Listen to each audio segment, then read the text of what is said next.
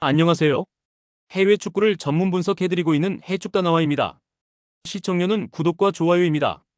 스포츠가 어렵게 느껴지신다면 댓글을 통해 무료 멤버방에서 99% 적중률의 픽을 받아보세요. 마요르카는 시즌 초반부터 여러 결장 변수를 안고 경기를 준비해야 하는 상황이다. 최전방에서 확실한 득점력을 제공하던 베단 무리키가 징계로 8월 30일까지 출전이 불가하고 중원에서 빌드업과 경기 조율을 담당하던 마누 모르라네스 역시 퇴장 징계로 결장하게 된다. 오마르 마스카렐과 사무 또한 부상 여파로 출전 자체가 불투명해 안정적인 중원 구성이 쉽지 않다.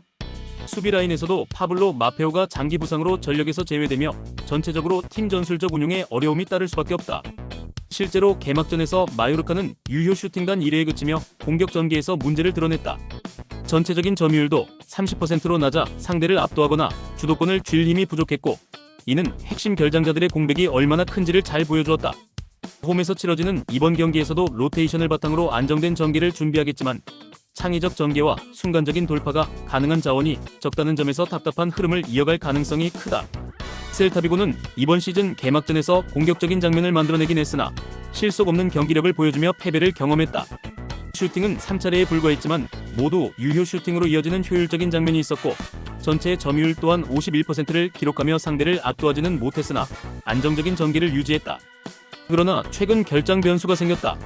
핵심 미드필더 프란 벨트란이 컨디션 문제로 출전 여부가 불투명한 가운데 후고 소텔로가 경고 누적으로 이번 경기에 나설 수 없고, 조셉 아이두 역시 종아리 부상으로 장기 이탈 상태다. 공격진의 카를레스 페레스는 부상에서 돌아오고 있으나 이번 경기 복귀 여부는 확실치 않아 측면 전개에서 다양성을 기대하기는 어렵다. 그럼에도 불구하고 셀타비고는 경기당 평균 패스 성공률이 높고 중원과 뒷라인에서 짧은 패스를 통한 전진을 선호한다. 다만 중원 핵심 자원의 결장은 분명 조직력 저하로 이어질 수 있으며, 이는 원정에서 골 결정력 부족이라는 약점이 반복될 가능성을 높인다. 이번 맞대결은 양팀 모두 결정적인 자원 이탈로 인해 공세보다는 안정적인 수비 운영에 초점을 맞출 것으로 예상된다. 마요르카는 무리키와 모르라네스의 결장으로 공격진 운영이 사실상 제한되었고, 셀타비고는 벨트란과 소텔로 같은 중원 자원 부재로 주도적인 전개가 어려운 상황이다. 두 팀 모두 올 시즌 첫 경기에서 공격이 위축된 모습을 보였고, 유효 슈팅과 전진 패스 모두 낮은 효율을 기록했다는 점은 이번 경기 역시 저득점 흐름으로 이어질 가능성을 높인다. 셀타비고가 점유율 관리에서 다소 앞서 나갈 수 있겠지만 홈에서 수비적으로 밀집할 마요르카를 뚫는 것은 쉽지 않다. 반대로 마요르카는 장기 결장자가 많아 공격 루트가 제한적이며 역습 속도 또한 떨어져 득점을 만들어내기 어려워 보인다. 결론적으로 체력 변수는 크지 않은 가운데 양팀 모두 경기 내내 답답한 전개와 득점력 저하를 드러낼 가능성이 높다. 따라서 무승부를 예상한다. 올림피크 마르세유는 이번 여름 이적 시장을 통해 확실히 전력을 보강하며 새로운 시즌을 준비하고 있다. 특히 경기 중원과 전방에서의 무게감을 강화하기 위해 토트넘에서 피에르 마이너스 에밀 호이비에르를 영입했고, 공격 옵션에서는 에버턴 출신의 닐 모페이, 아메리카 대륙에서 활약하던 피에르 마이너스 에메릭 오바메양을 데려오며 득점 루트를 다변화했다. 여기에 수비 자원으로는 렌스에서 파쿤도 메디나를 임대로 합류시켜 중심축을 강화했다. 반면 루이스 엘리케와 사멜지고가 팀을 떠났으며 장셀 은벤바의 계약도 종료되었다. 그럼에도 불구하고 공격진에는 메이슨 그린우드와 아민 구일이 같은 젊은 자원, 그리고 경험이 풍부한 오바메양이 버티고 있어 홈에서 득점 루트를 만들어낼 가능성은 충분하다.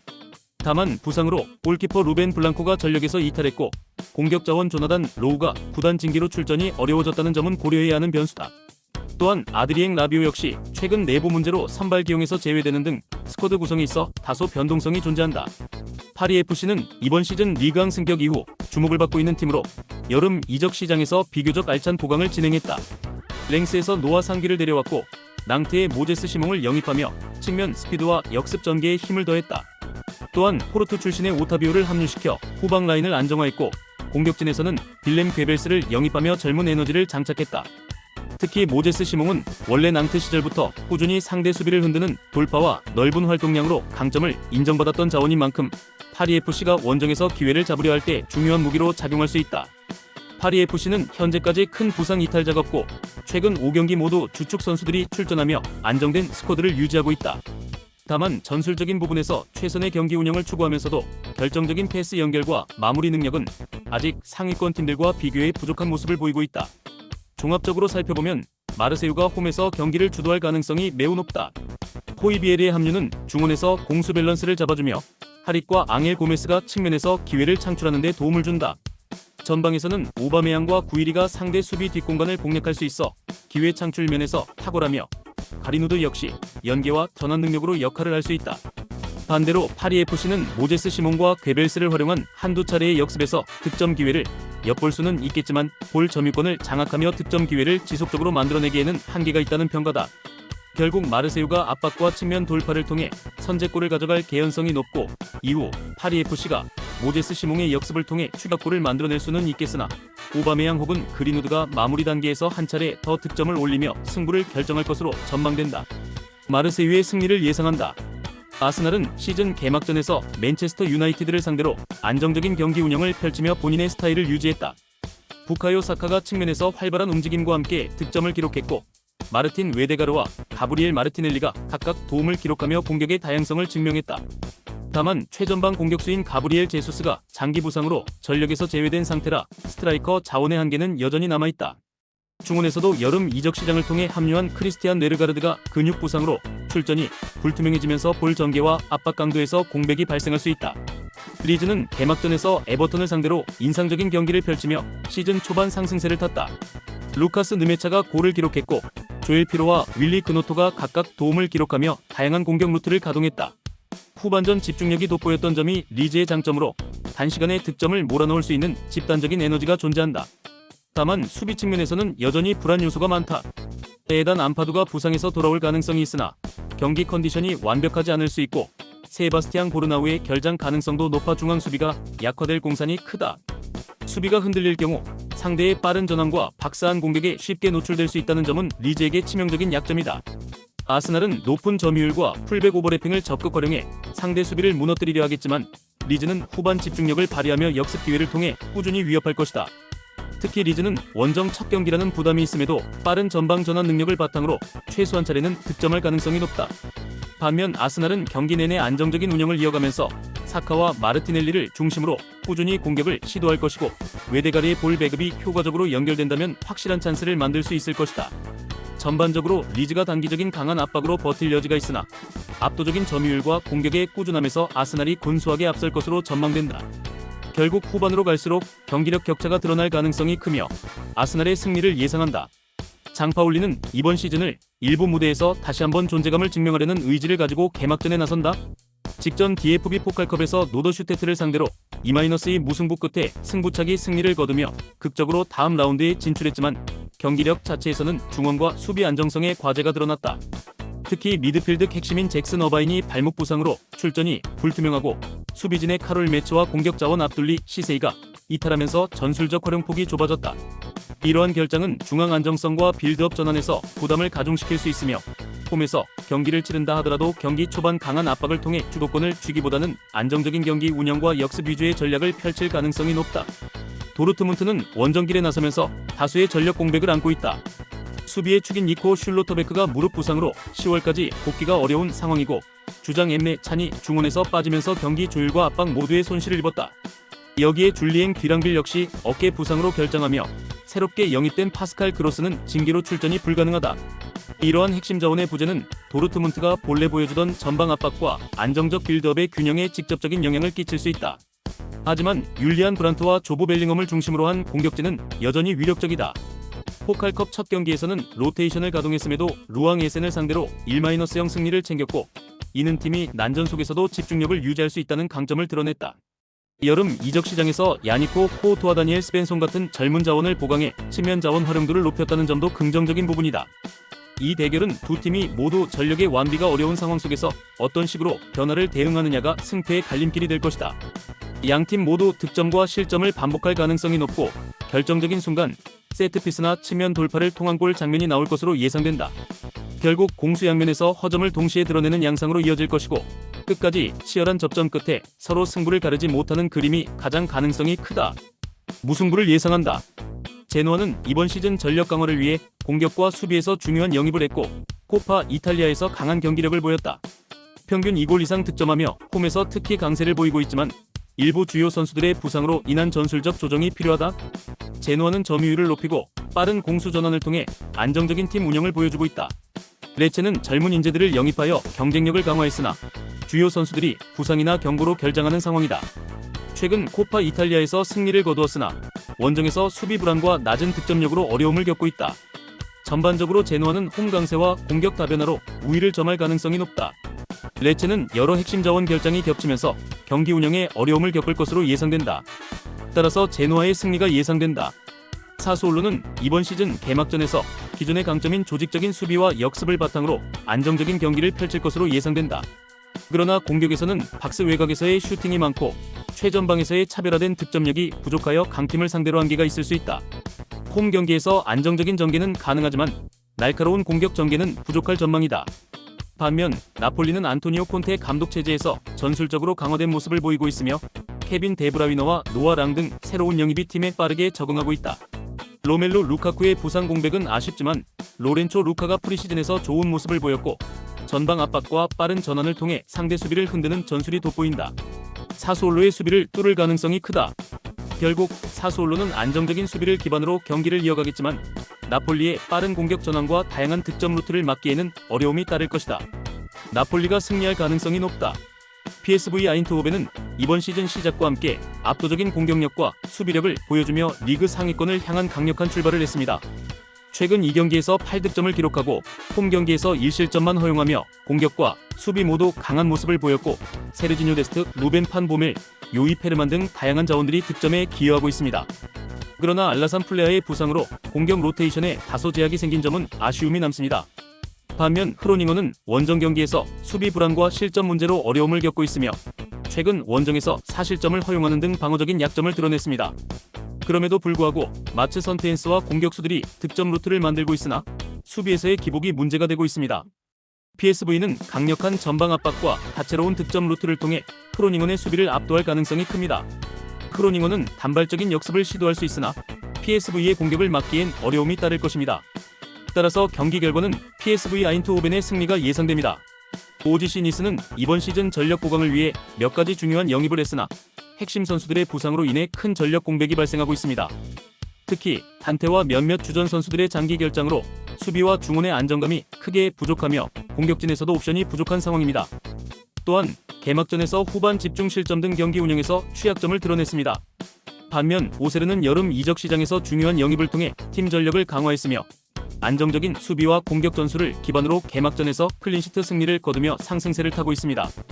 카시미르와 같은 공격 자원이 득점에 성공하며 공격 옵션이 다양화되었습니다. 또한 전력 누수가 거의 없어 원정에서도 안정적인 경기를 할 수 있는 조건을 갖추었습니다. 따라서 니스는 홈 경기임에도 불구하고 많은 결장과 전력 공백으로 어려움을 겪을 가능성이 높습니다. 오세르는 안정된 수비와 효율적인 역습을 통해 승리를 가져갈 가능성이 크며 예상 결과는 오세르의 승리가 될 것으로 보입니다. 이번 경기에서 아틀레티코 마드리드는 홈에서 우위를 점할 가능성이 높습니다.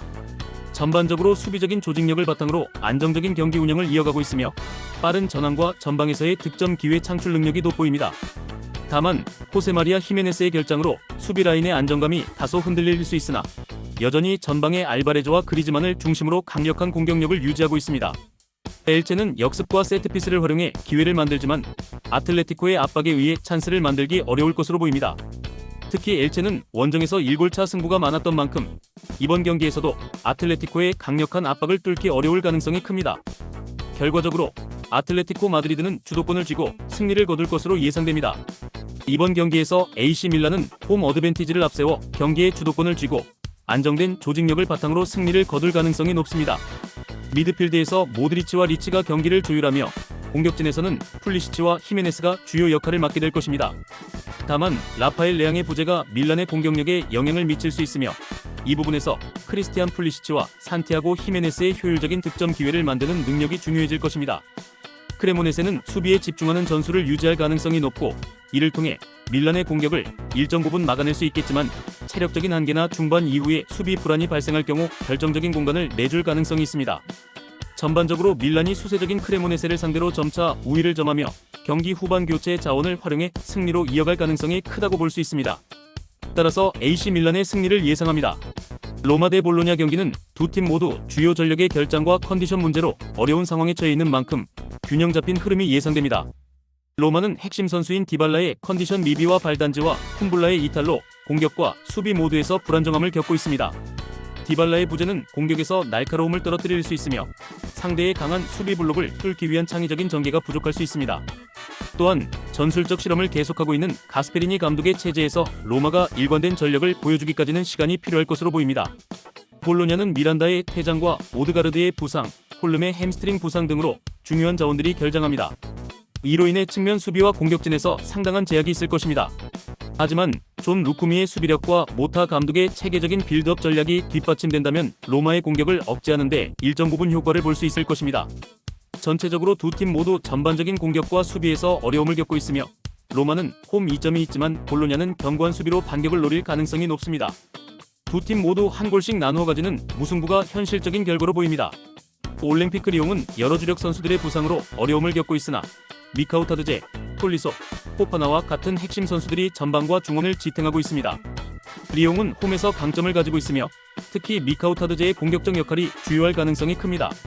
공격적으로는 미카우타드제와 톨리소의 조합이 중요한 역할을 할 것이며 에르네스트, 누아마와 망갈라의 부재에도 불구하고 전술적인 안정감과 조직력을 바탕으로 경기를 주도할 것입니다. 그레이프의 합류로 수비 안정성도 어느 정도 강화되었고 홈에서의 자신감이 큰 도움이 될 것입니다.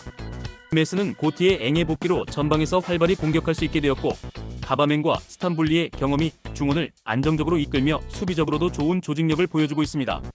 다만 제시 데밍게의 부상으로 중원의 안정성이 떨어지며 원정 경기에서 점유율을 확보하는 데 어려움을 겪을 가능성이 있습니다. 트라우레, 은바에, 사발리가 빠른 역습을 노릴 수 있겠지만 리옹의 강한 압박과 중원 장악에 맞서기에는 다소 어려움이 있을 것입니다. 리옹은 홈에서 강한 공격력과 조직적인 수비를 바탕으로 경기를 주도할 가능성이 높습니다.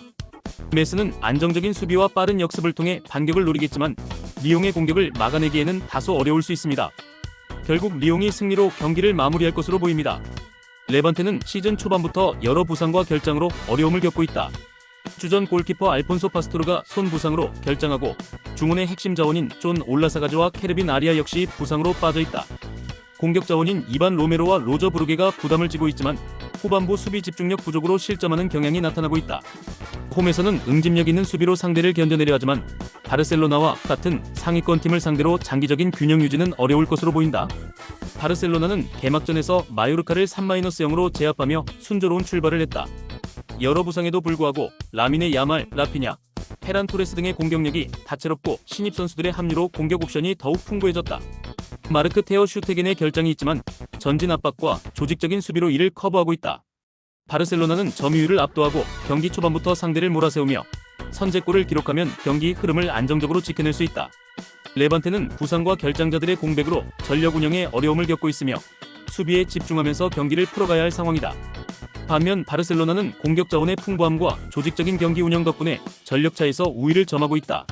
레반테는 체력적 부담이 크게 작용할 수 있으며 바르셀로나의 강한 압박을 지속적으로 견디기 어려울 것이다. 따라서 바르셀로나가 승리를 거둘 가능성이 높다. 이상 오늘 해외 축구 경기 분석 모두 꼼꼼하게 해드렸습니다. 영상 시청에 감사드리며 혼자 분석하기 힘들다고 느껴지신다면 언제든 댓글을 통해 무료픽 멤버방을 찾아주시길 바랍니다.